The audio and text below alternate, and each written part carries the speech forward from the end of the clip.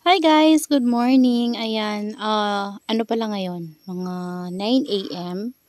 Yan, siguro mga quarter to 9. At ito yung sunlight na natatanggap ng ating mga succulents dito. Actually guys, itong ano natin, mga naka-ROS dito. Hindi ko talaga guys maalagaan na sila. Nanineglect ko na sila. Tingnan nyo. Yung mga nandyan, nilipat-lipat ko last day. Ayan, kasi umikot ako dito last day. And eto nakita ko na mamatay yung lovely rose ko guys. Kasi nakukulangan siya ng sunlight doon. So, dito yung pwesto niya. Kaya binalik ko siya dito. Kasi dito na area, dito siya nakalagay before. At okay na okay siya. Ang ganda-ganda niya dito dati. So, ayan, hindi ko siya dyan guys. Binalik ko siya dyan guys sa area niya. Pero yung big natin ay nandun pa rin. Ayan, yung big pot natin na nasa white. Tapos, transfer ko ulit dun yung ating burrito and donkey style na may purple delight. Ayan. Kasi dyan guys, di ba nandyan siya nakalagay before. And, ito, transfer ko to dito banda. Pero, ito, napapabayaan ko sila guys. Oh. Ayan, bali dito kasi nagbunot-bunot ako ng damo and wala akong madaanan kaya tinransfer ko sila dyan banda. Tapos yung mga propagation ko guys ng lactea na nandito banda. Ayan, madamo pa rin nga guys. So, kasi dito hindi na ako makapunta. Ayan, yung mga lactea natin na nandito, kinuha ko guys. Ayan, pero yung nandun, meron pa tayo doong dalawa. Ayan. And yung iba ko guys na cactus dun banda o namatay. Di ko alam kung bakit, baka na overwater na siya. Ayan. So, papakita ko sa inyo guys yung nagawa ko sa lactea ko. Actually kagabi ko to ginawa.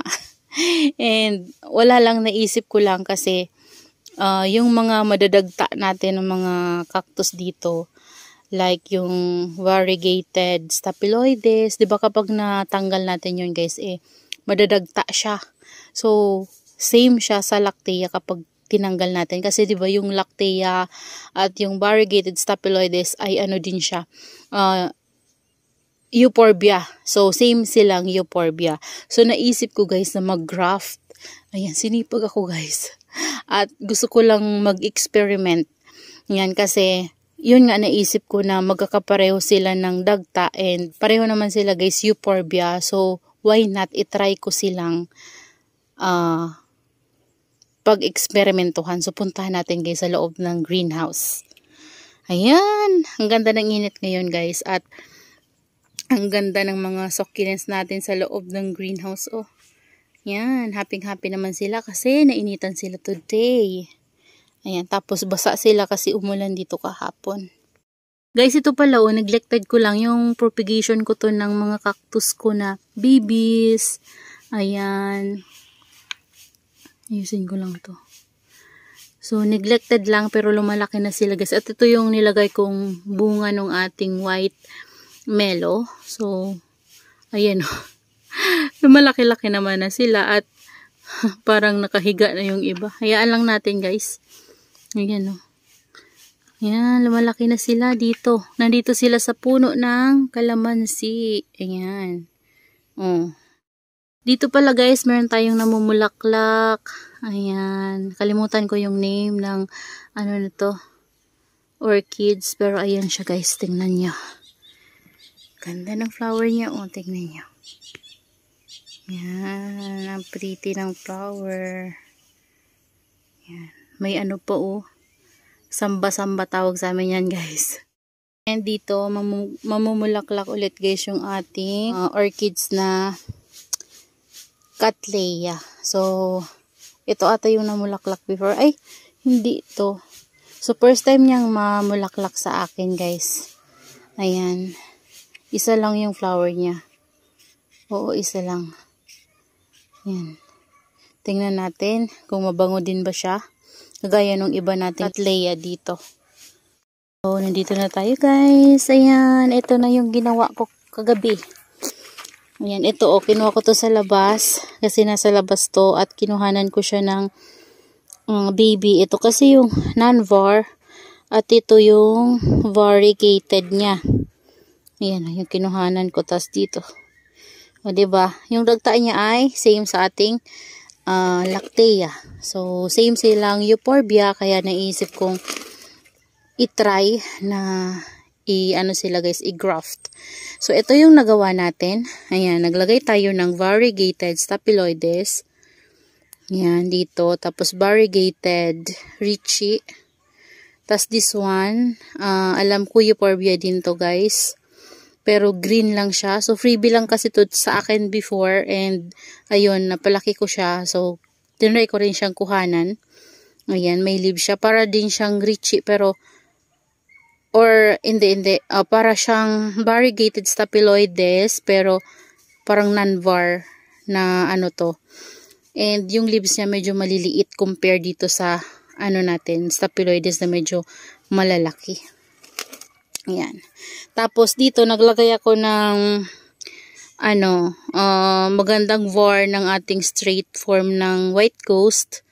And ito yung Lactea na pinaggraftan ko guys, yung dating nilagyan natin ng White Ghost. Ayan, ito. Okay na to, dikit na to guys. At ito, kasabayan nila to, pero natanggal ko kasi to guys, na sabit dun sa may burrito, so natanggal siya. So dinikit ko na lang siya ulit, kaya hindi ko pa tinatanggal yung sinulid. So ito, dikit na to. Ayan, ito, tsaka ito magkasabayan, kasi ito natanggal din to eh. Ay, hindi siya guys dumikit. Try ulit natin yan later. Dikit natin ulit later. Ayan. Tapos dito, kumuha ko ng green. Hindi ko na guys napgilan. Kinuhanan ko talaga ng maliit na cut yung ating green. Tapos yung pink ko guys na nabili, kinuhanan ko ng small part niya.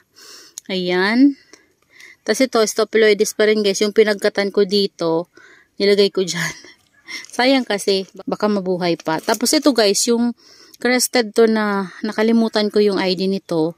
So, hindi ko alam kung family din ba to ng euphorbia. Pero kasi, yung dagta niya ay ganito rin kay Lactea. So, maputi din. So, feeling ko parang family din siguro to ng euphorbia. Kaya naisip kong mag-try din at ilagay dyan. Ayan, o diba? Ayan guys, yung mga naidikit ko dito. Tapos ito, si Cobcorn. Ayan, si Cobcorn, ganun din yung dagta niya. At alam nyo ba guys, napakalaki ng mother ko nito, tas namatay siya sa ROS. So, hinayaan ko siya sa ROS, namatay siya. So, ito, propagation ka na lang. And nakita ko kagabi, patay na rin yung isa niya. Dalawa kasi to eh. Matay yung isa, tas ito, yung okay pa. So, buti na lang guys, meron pang okay. So, pwede nating maidikit dito. Nagpipink kasi to. Ayan. So, ito ayusin natin later at hindi talaga siya guys tumikit. Ayaw talaga dito guys tumikit. Itanim ko na lang siguro to. Tanim na lang nga natin. Dito. Wag na natin dikitan dito guys. Iba na lang ilagay ko dyan kapag nakakuha ako ng pwedeng mailagay. Ayan. So ayan. Papakita ko yan sa inyo guys kapag naging successful yung ating grafting. Ayan. Ito naman guys yung pinaka big natin na Lactea na green, na crested. Naisip ko rin guys na ilagay dito yung isang cut nung ating this one. Ayan, tingnan natin kung magsasucess siya guys. Maliit lang yung nilagay ko dito. Kasi ito yung nakuha ko sa labas na nag-grat yung pinakapuno. So pinasok ko dito sa loob, kinat ko. So hindi ko pa siya na itatanim. Naisip kong itry ilagay dito guys. Baka sakaling maidikit siya. Tapos dito may bago akong ginawa. Ayan. Dito ko nilagay. Si White Ghost, ayun.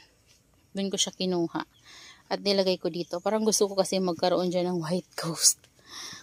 So ayan. Ang ginagamit ko sa kanilang pangtali ay sinulid kasi mas mabilis ikabit. Tapos, tawag dito, mas mabilis siyang matanggal. Compare dun sa tape na kapag dinikit natin, nadidikitan to, tapos minsan nahihila, natatanggal. So, yan yung ginamit ko sa kanya. Sinulid. Ayan. So, yung iba nating mga succulents dito, ay okay naman. At yung ating cactus, ayan, ito pala guys, ilagay ko dyan yung iba nating mga Purple Delight.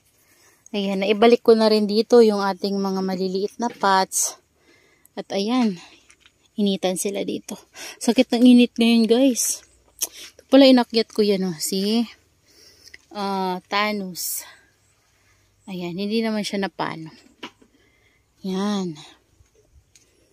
Tas papakita ko sa inyo guys yung kinuhanan ko. Ayan, ito. Pero nilagyan ko siya guys ng detain. Yan. Binrush ko siya gamit to. Ganyan ko.